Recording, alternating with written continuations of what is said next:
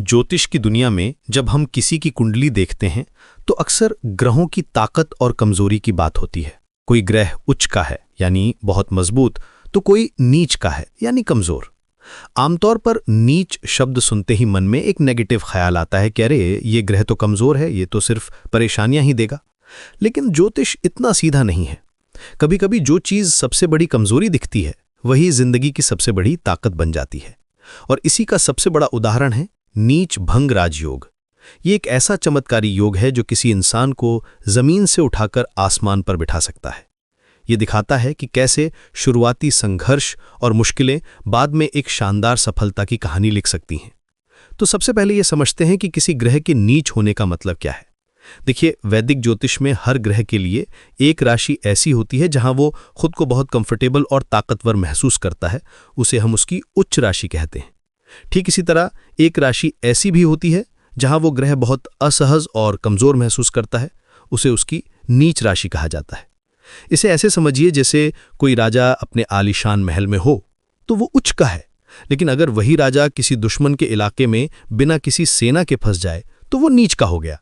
वो कमजोर है, परेशान है और अपनी पूरी ताकत नहीं दिखा पा रहा।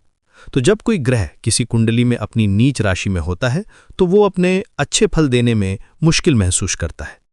लेकिन कहानी में ट्विस्ट यहीं से आता है। नीच भंग का मतलब है नीचता का भंग हो जाना या कमजोरी का कैंसिल हो जाना। यानी कुछ ऐसी स्थितियां बनती हैं जिससे उस कमजोर ग्रह की सारी कमजोरी दूर हो जाती है। और जब ये कमजोरी दूर होती है तो वो ग्रह सिर्फ नॉर्मल नहीं होता, बल्कि एक राजयोग का निर्माण करता है। राजयोग का मतलब है राजा जैसा जीवन, यानी सफलता, सम्मान और शक्ति।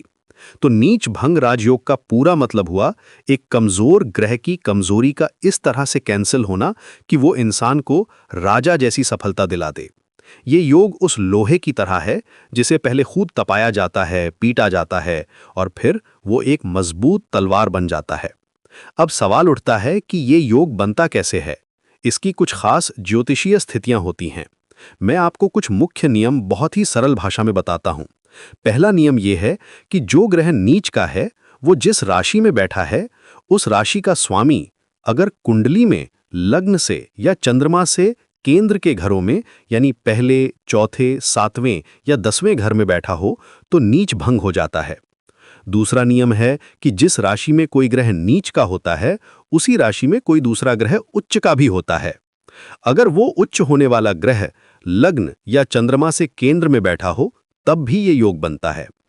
एक और मजबूत स्थिति तब बनती है जब नीच का ग्रह और उसकी राशि का स्वामी दोनों एक दूसरे को देख रहे हों या एक साथ बैठे हों।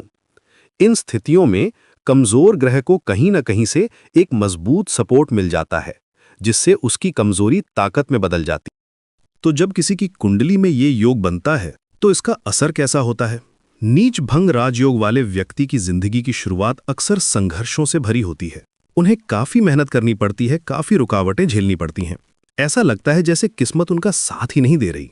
लेकिन यही संघर्ष उन्हें अंदर से बहुत मजबूत बना देता है। उन्होंने मुश्किलों को इतने करीब से देखा होता है कि उनमें किसी भी हालात से लड़ने की एक जबरदस्त इच्छा शक्ति पैदा हो जाती है। और फिर जब उस ग्रह की दशा या अंतरदशा आती है जो ये योग बना रहा है तो उनकी किस्मत एक असाधारण मोड़ लेती है। वो अपनी मेहनत और लगन से उन ऊंचाइयों पे पहुंचते हैं जिसकी किसी ने कल्पना भी नहीं की होती। दुनिया के कई बड़े और सफल लोगों की कुंडली में ये योग पाया गया है।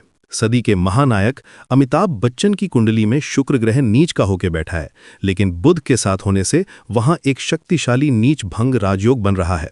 हम सब जानते हैं कि उनके करियर की शुरुआत कितनी मुश्किलों भरी थी, लेकिन बाद में उन्होंने जो सफलता हासिल की वो इतिहास है। ये योग इंसान को विनम्र बनाता है क्योंकि उसने बुरे दिन देखे होते हैं, और साथ ही उसे निडर भी बनाता है क्योंकि वो हर मुश्किल से लड़ना सीख चुका होता है। इसलिए अगली बार जब आप किसी कुंडली में किसी ग्रह को नीच का देखें तो तुरंत किसी नेगेटिव नतीजे पर ना पहुंचें। हो सकता है कि वहां एक छिपा हुआ नीच भंग राजयोग बन रहा हो जो बस सही समय का इंतजार कर रहा है। ये योग हमें ज्योतिष के साथ साथ जिंदगी का भी एक बहुत बड़ा सबक सिखाता है कि हमारी सबसे बड़ी कमजोरियां ही सही हालात में हमारी सबसे बड़ी ताकत बन सकती हैं। यह संघर्ष से सफलता तक की एक प्रेरणादायक कहानी है